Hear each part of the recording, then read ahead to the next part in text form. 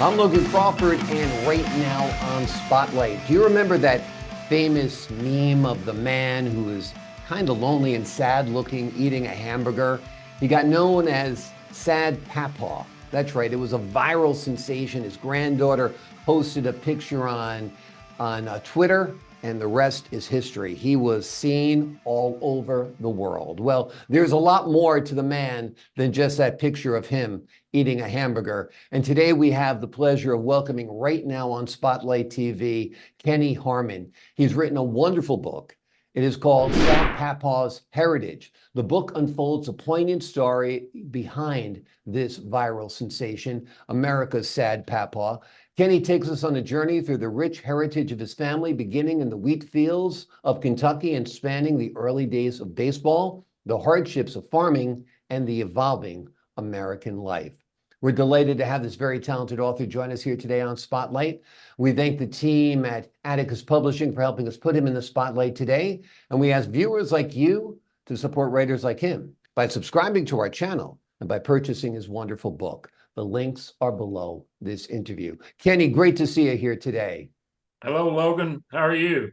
I'm doing great. I'm doing even better because I've gotten a special report. Voices in my head are telling me that today is your birthday, That's that you right. turned 74 years young today, That's in right. the year 2024. And I think it's going to be a sensational birthday. Thank you. So let me be among the first to wish you a happy birthday. This picture is incredible. The meme that went around the world. Give the folks at home a backstory. You're there having a burger. Some folks didn't show up for your barbecue, apparently, and your granddaughter snapped a picture. But what's the full story? I got a call the morning of March 16, 2016. Kelsey was in from college and she wanted to come to my house and eat. So I told her, sure. And that's how it started. And I made a couple of phone calls, but there was a problem. One of my sons that was going to invite three of the grandkids forgot about the phone call. He's kind of famous for his lapse of memory. So he forgets about the phone call, and that eliminated three of the grandkids. When it came time to eat, Kelsey was wondering what was going on, and she decided to play a joke on her cousins that wasn't there. So she caught me off guard and took a photo of me eating the burger. And a little bit later, she posted the photo and a couple of sentences on Twitter. And within a couple of hours, she began to notice what was going on, and she realized it had just went viral across America, Europe, Asia, and Australia within 12 hours. Amazing. Her phone was suddenly blowing up with so many Right. people retweeting her tweet. And it's incredible. I wish you had $1 for everybody who saw that picture of you, Sad Papaw. But then a couple of weeks later, you hosted a barbecue for people around the Right. world, right? Tell us about that. Well, one of the grandsons that wasn't there, Brock, he said, "Why don't we have a cookout and invite the public?" And we said, "Yeah, sounds good." So 10 days after that tweet, we had a cookout, and over 2,000 people showed up. There Amazing. was people there from 28 different states. One young man from Canada, and even one media company from Australia sent a woman from Australia to the cookout. It Amazing. was Amazing. amazing. That is the power of the internet. It's just absolutely amazing that your daughter, your granddaughter takes a picture of you, thinks it's kind of cute, thinks it's kind of funny. Oh, look at my sad grandpa, my sad papa, and boom, Yeah. suddenly you're all over the place. Well, we're glad it happened on one hand because you're now a media sensation, and that's a great thing to be at any age. And you've written a book about your family's heritage, and it's called Sad Papaw's Heritage. I think you got a copy of it there, right? You can show us some of the pictures. And that handsome young man on the cover is a World War I photograph of your grandfather, Yes, that's Grandpa Harmon, Babe Harmon. Babe Harmon. That's great. Babe Harmon. That was his World War One photo.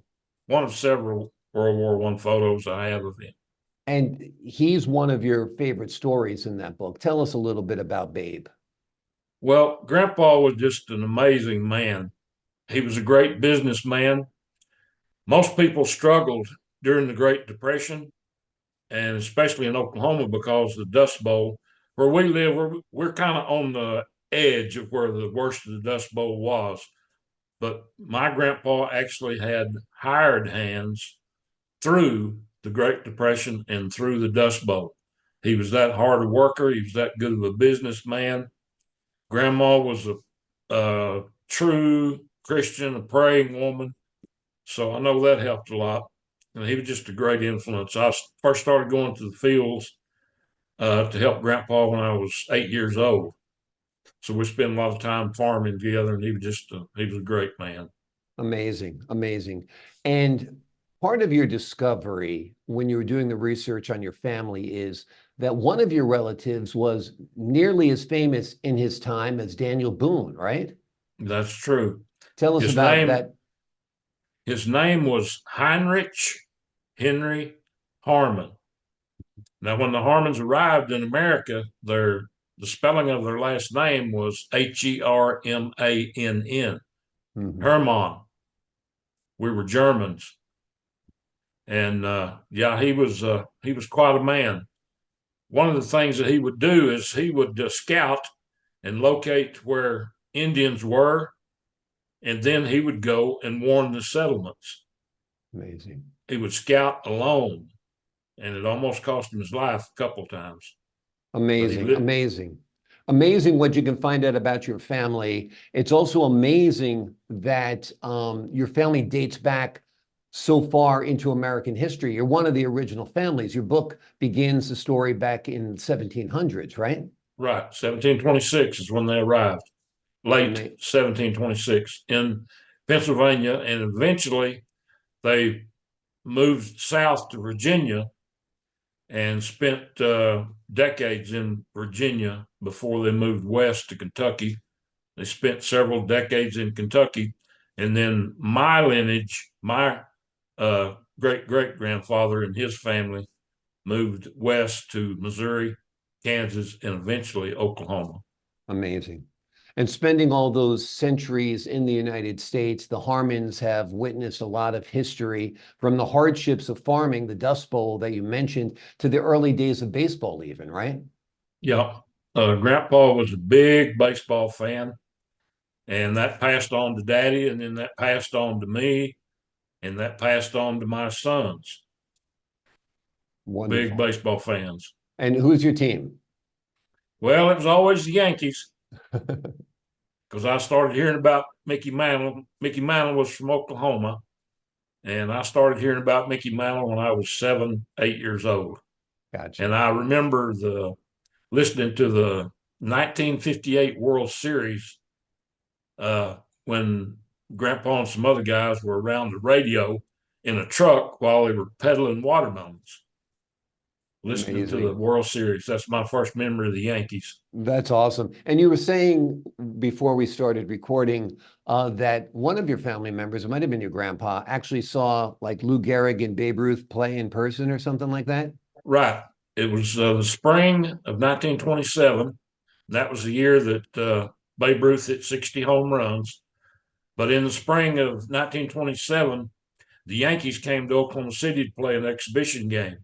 Hmm. And Grandpa went to Oklahoma City and got to see Babe Ruth and Lou Gehrig play in their prime. Amazing. Can you imagine what a thrill that was to see two of the Yeah, greatest baseball yeah, players of all time play? Especially if you're a yeah, fan of the sport, it must have been absolutely mind-blowing. yeah. I'm sure he loved that. Yeah, absolutely. Now, I understand the introduction of graham crackers and peanut butter cookies are also part of the Harmon story. Tell us a little bit about that. Well, that was just some research that Charlotte Hopkins did.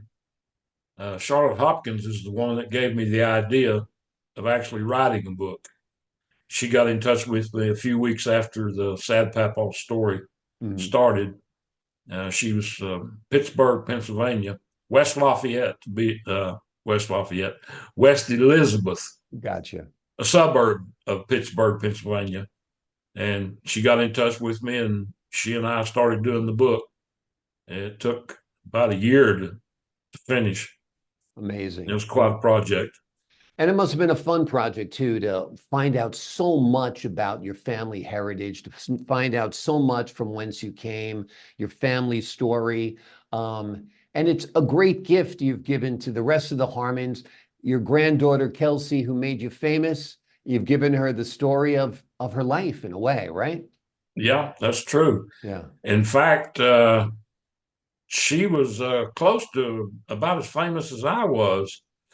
She got a phone call from one of the producers of the Rachel Ray show, Amazing.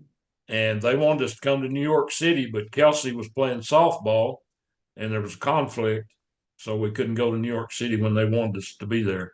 So Gotcha. Kelsey was pretty famous herself. Amazing. Well, that would have been a fun trip for sure, but you've had a Yeah. lot of good times that came out of this photograph. That's sure for sure. And I'm glad that it's helping fuel the Harmon story a little bit more than just a picture of a man eating a hamburger. There's, 300 years of history behind that Yeah, picture, there was a lot basically. more to it than just a burger. Absolutely, absolutely. What's your favorite part of the book? Well, I think one of the stories about, I mentioned his name a minute ago, Heinrich Henry Harmon. He was called Captain Harmon. I won't go into the details of why he was called Captain. The people just have to read about that. It was part of the colonial history of why people were called captain. They were given that authority. But Hmm. anyway, he was known as Captain Henry Harmon. And on one of his scouting trips, he was attacked by Indians. His horse was shot out from under him. The horse fell on one of his legs, but with his free leg, he pushed the horse off of the injured leg and managed to escape. Just an absolute miracle. Amazing, amazing. That's definitely one of my favorite stories of the book. That's a great story, but you're more famous for your hamburger, so go figure, right? Yeah, That's yeah. how America works in 2024. Well, Kenny, I'm so happy that you spent part of your birthday with us today. You're a great guy. You got a lot of energy, wonderful stories. Uh, Folks at home, this book is about Kenny's family war, but it's also about American history because the Harmons and the American story are intertwined. The stories of Lou Gehrig and Babe Ruth and graham crackers and the Dust Bowl and all of the other things that the Harmons went through. That's the American experience. So That's this, right. in many ways, is an American history book told through the eyes of one family, which is much more interesting than just reading about statistics and figures and nameless people. As you can tell, Kenny's got a lot of personality. The Harmons are a great brood, and he has immortalized them with his work. Kenny, thank you so much for joining us here today on Spotlight. Thank you, Logan. Been My a great pleasure. pleasure. Been a pleasure. Real fun talking to you. I can't wait for your next meme to surface. I'll have to get Kelsey to take some more pictures of you. And looking forward to your next book as well. To the folks at home, I'm Logan Crawford, thanking you for your time this time. Until next time on Spotlight.